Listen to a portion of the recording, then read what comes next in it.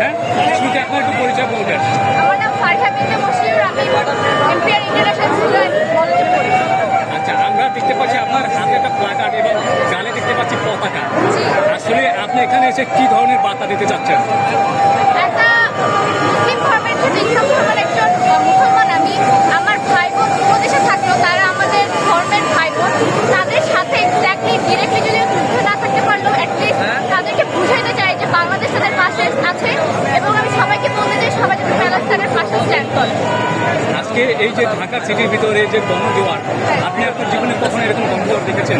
জি, ঢাকায় আজকে মানুষের গণজোয়ার, অনেক মানুষের উপস্থিতি, আপনি আপনার লাইফে কখনো এরকম মানুষের উপস্থিতি দেখেছেন কখনো? না এরকম এখানে দেখা হয় নাই। এটা যে সবাই প্যালেস্টাইনের প্রতি নিজেদের ভালোবাসা এবং তাদের মন থেকে যে তারা প্যালেস্টাইনের পাশে আছে তার জন্য সবাই এখানে একসাথে হয়েছে। এটার জন্য আসলে অনেক মন থেকে অনেক বেশি গ্রেটফুল।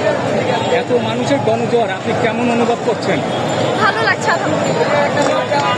তো বিশেষ করে ফিলিস্তিনের যে শিশুরা যাদেরকে মারা হয়েছে, এরকম কোন বিষয়টা আপনাকে সবচেয়ে বেশি মর্মাহত করে?